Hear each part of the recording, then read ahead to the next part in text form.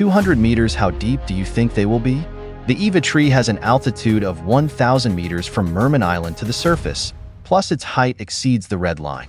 So if you calculate the total, it could be the 𝙲𝚘𝚙, a tree that can reach the sky and reach the island, a very perfect bridge, sea surface, ground, sky.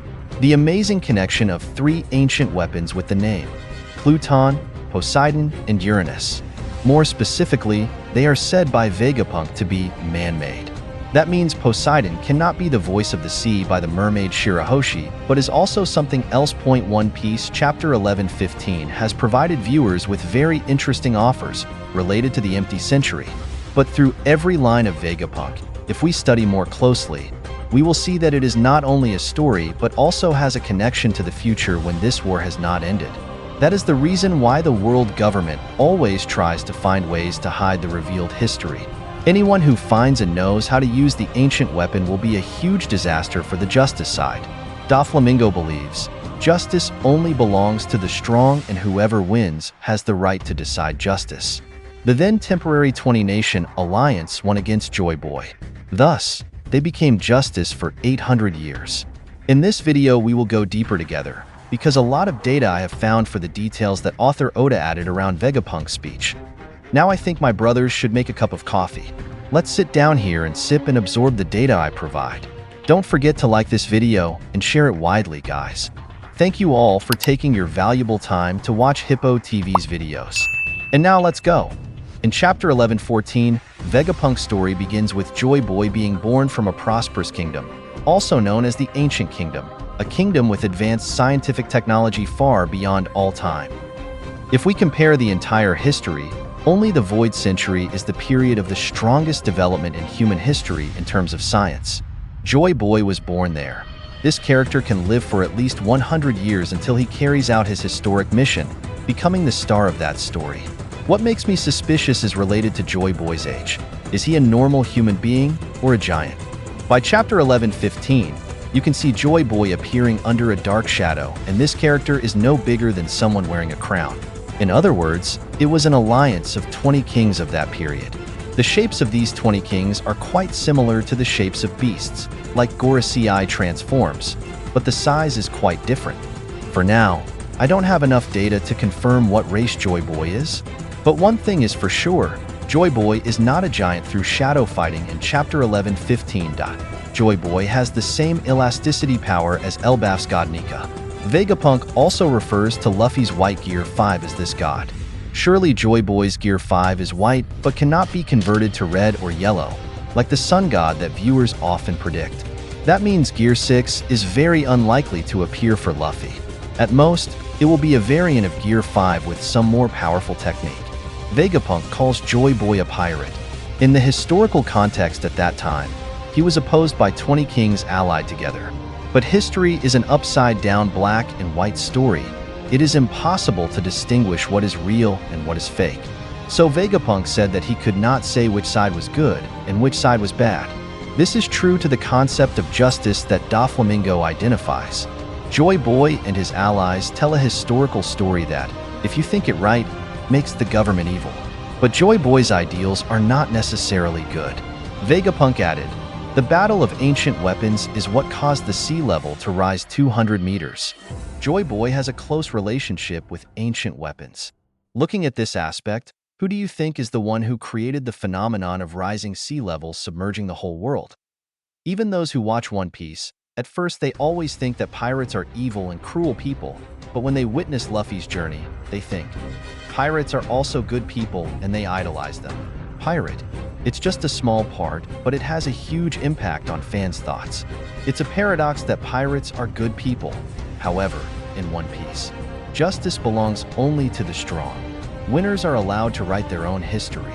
But Joy Boy and his allies in the 𝚤𝚙𝚎𝚑 did not let this war end. When they saved this war on ancient stone tablets, then scattered them everywhere, they still hid them.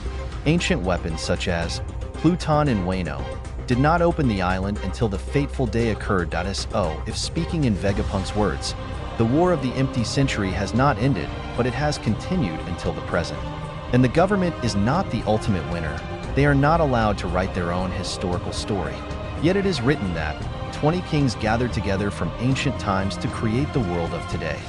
You should also pay attention to another important detail, the oath of the 20 kings. It is likely that at that time they made a decision opposing Joy Boy. But their ideals are not necessarily evil, because they banned 20 swords from the vacant throne to swear. This world is not allowed to have any king. People will live in peace. And this is a noble ideal.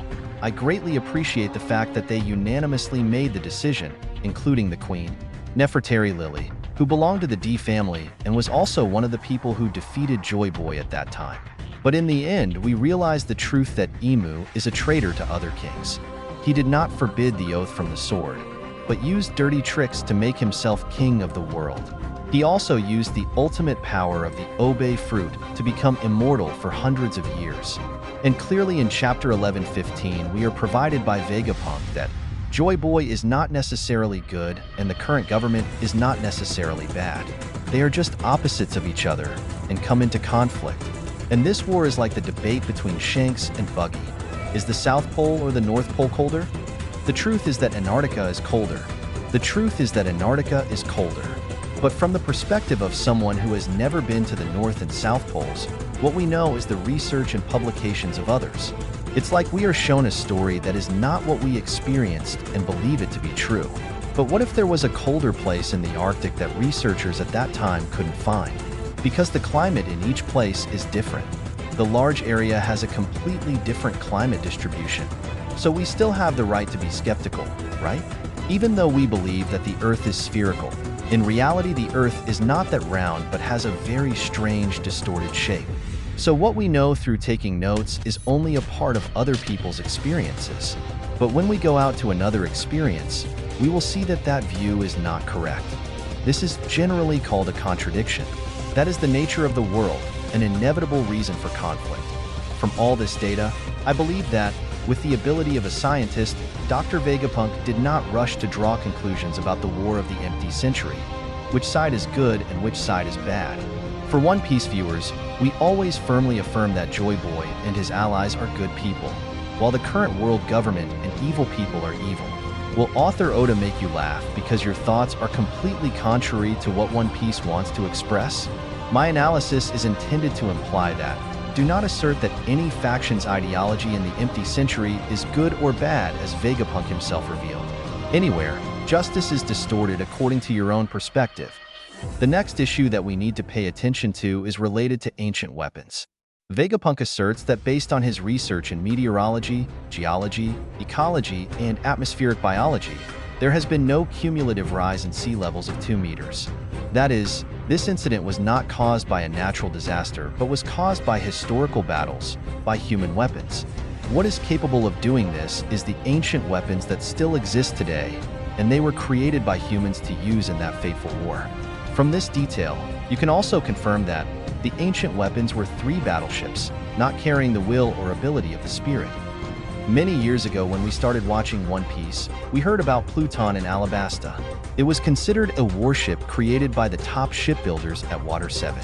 Pluton's blueprints were preserved and passed down to future generations. Hong prevents the creation of a new warship to fight Pluton if it is used for evil purposes. And the world government tried every way to appropriate this design. They let the CP9 group infiltrate the shipbuilders at Water 7 to find out and get the design. The real purpose is that the government wants to create a weapon similar to Pluton to dominate the world. Because they are not in hand, as they are hidden in Wano, which is protected by Yonko Kaido. Kaido discovered Pluton thanks to the ability of a fishman Jack All-Star.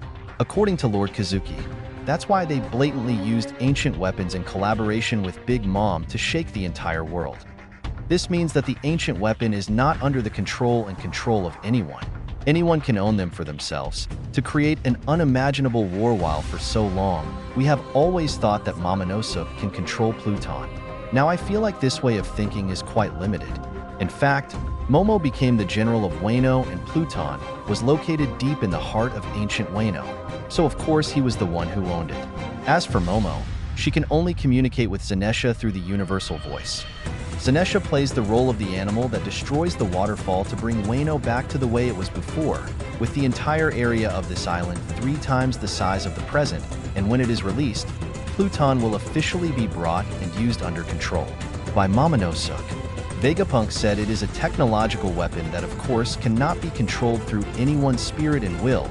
The only way it works is to charge and fire. So whoever owns it and has the activation energy source will be the controller. It's as simple as that. Now we will return to Uranus. It is also a technological weapon created by humans in the 𝚬𝚙𝚒𝚑𝚝, not something related to the ability to control by human will, as I mentioned above. So what really is Uranus? Up to now, information about this weapon has not been provided in one piece, other than its name, but it is shown to be related to the sky, proving that the Uranus weapon can fly in the air.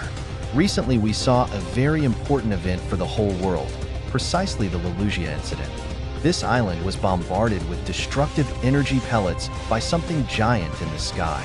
With just one attack, 𝚬𝚙𝚒𝚑𝚝 was swept away, leaving no trace but a giant bottomless hole. The cause of this attack is closely related to Vegapunk, who created the eternal flame, which powers the entire world from heat, with the name Mother Flame. This fire is controlled inside a giant water tank. When Vegapunk uses it, it creates an energy core to loop into the weapons the government already has flying in the sky to create a destructive attack like in 𝚬𝚙𝚒𝚑𝚝. And York hid Vegapunk and gave the government an energy core for the government to test. So how does this process happen? I would like to explain as follows. York created another copy of Mother Flame. In other words, extracted a tube of solution to contain this flame inside. It was sent back to 𝚬𝚙𝚒𝚑𝚝 so they can check the fire. The government from its scientific knowledge from the 𝚬𝚬𝚙𝚒𝚑𝚝. It was this fire combined with an ancient weapon in the sky that caused the island of 𝚬𝚙𝚒𝚑𝚝 to disappear. Imu realized that Vegapunk had created an energy source for the weapon he already had, so he tested it to see its quality. Just insert the energy core from Mother Flame. Each core will create an attack. That's why Imu ordered 𝚬𝚙𝚒𝚑𝚝 to personally come here to take Mother Flame and Vegapunk's other copy, York. Because only York could faithfully create the Mother Flame from fusion at Egghead. So what is the weapon that flies in the sky that uses eternal fire called? Look no further than Uranus. It is a weapon created in the 𝚬𝚬𝚡𝚗 and uses ancient fire to create destructive power, and because of this it has caused the sea level to rise several meters. Based on Enies lobby, we can confirm that Uranus is in the hands of Imu to attack this island in the west in the 𝚬𝚬𝚡𝚗, causing sea levels to rise. But why was there just one hole at Enies lobby that caused the sea level to rise 200 meters? It's not enough, right? A hole like that, combined with a hole in 𝚬𝚙𝚒𝚑𝚝, is only a few high meters only. And now I want you to pay special attention, Poseidon. It is not Princess Shirahoshi's ability to control sea creatures as we know. It was something related to a human-made technology that could control water. That means Poseidon may be hidden on Fishman Island. It will only be released when the sea oceans acting on Shirahoshi's orders destroy somewhere. Shirahoshi is the king of the reincarnated sea kings who uses the voice of all things to control them. When Shirahoshi awakens, he will awaken the ability to speak of all things. This makes us mistakenly think that she is an ancient weapon. It was only when Vegapunk announced that the ancient weapon was created from technology that this was clarified, proving that Poseidon is a submarine, or something like an underwater battleship. It will be able to control sea levels, changing water levels around the world. Fishman Island is hidden 10,000 meters deep under the ocean. So why did the government let Ryugu Kingdom join the Levely Conference 200 years ago? It could only be that Imu wants to move the mermaids to the surface to live, and then his access to Poseidon weapons will become closer and closer. But unfortunately, racism has caused the Ryugu mermaid royal family was unable to get above ground. Furthermore, they have also received an apology message from Joy Boy, so they cannot act until the time has come. Only when Joy Boy reappears, the day the kings meet as the Sea King said, that will be the fateful moment. So we have more data to show that 200 years ago, the event of mermaids becoming allies of the government was just a trick of Imu with the ancient weapon Poseidon. He wants to manipulate all ancient weapons. In his hands, Uranus already rules the sky, and unfortunately, Pluton was in Wano. So he found its blueprints to create another one, with the same power as Pluton, to replace it. Who would have thought that Frankie would play such a shocking trick by destroying the blueprint in front of the CP9 who were hunting it? There is another very important piece of data, Shirley's prophecy. When she was young, she met Roger and the prophecy said, "The fateful moment is not yet. We must wait for the mermaid 𝙲𝚙𝚎𝚛𝚒 to be born. 10 years from now it will be born." The Sea Kings were talking to each other, and Roger heard them. From this prophecy, he believed that someone would continue his mission of changing the world after all this time. So Roger decided to disband the ice and return to the East Sea to give birth to 𝚎𝚙𝚎𝚛, because Roger expected his son to continue his career. But in chapter 6:10, we hear another prophecy from 𝚲𝚙𝚎𝚑𝚝. She said that a person wearing a straw hat will destroy the entire Fishman Island. Strangely enough, Luffy was the one wearing the straw hat who appeared. So wasn't Luffy the one who destroyed Fishman Island? At first, I thought Luffy did it for some reason, such as destroying this island to bring mermaids to live on the mainland using Noah's Arkansas. Or some people think that Luffy destroys the Red Line. Its fragments will cause the Mermaid Island to be destroyed, but that doesn't seem to be the case. Fishman Island will be destroyed when the Ryugu Fishman royal family agree to reactivate the Poseidon weapon hidden deep inside the island. Let's take a look at the entire architecture of Ryugu Kingdom. This island is part of the mainland, but is separate and protected inside a giant bubble made of tree sap and 𝚬𝚙𝚎𝚑𝚝. That is, Mermaid Island also has a relationship to the mainland. They were brought down here at some stage, and it was likely due to Joy Boy in the Empty Century, who apologized for not being able to let the mermaid live on the ground to see the sunlight. Only this can make Joy Boy apologize. But if Fishman Island has been there since time immemorial, then Joy Boy doesn't need to apologize because it's such an obvious thing. It was Joy Boy who separated the Mermaid Island to hide something. These facts have led me to believe that Joy Boy hid the ancient weapon Poseidon, a ship from technology inside Fishman Island, covered it with an energy shadow and transported it 10,000 meters deep from the mainland. This happened so that the ancient weapon could not fall into Imu's hands. When Poseidon is reactivated for the Battle of the Century, the only thing left is to destroy the Fishman Island. And the mermaids, with the help of sea creatures, will bring the people of Fishman Island to the mainland to live when the battle ends. Thus, the promise of Joy Boy and the mission of Noah's Ark are also fulfilled. Noah is the most resilient ship in the world as it withstands water pressure 10,000 meters deep. A giant ship cannot be built underwater. The people who built this ship could only have been shipbuilders at Water 7 long ago. They made it at Joy Boy's request for a fateful moment in the future. Or maybe it's also Joy Boy's ship. He uses it to explore around the world. With such a large ship, Joy Boy can create his own world on it, like a floating island. Joy Boy's friends and relatives can live a free life without being bound by any harsh laws. But when Joy Boy realized that he could not win the war in the Empty Century because of the alliance of 20 countries, then they asked the Sea Kings to drag it down into the ocean. And so it can be concluded that sinking the world was not necessarily Imu's action, but was likely Joy Boy's idea to avoid Imu from approaching the ancient weapon, protection from evil people from the world government. Once the war comes to an end, Poseidon will be able to regulate sea levels around the world when combined with the remaining 2 ancient weapons. As for how that happens, I don't have any data or ideas yet. If you have any thoughts, don't forget to leave a comment. For now, goodbye and see you in the next video.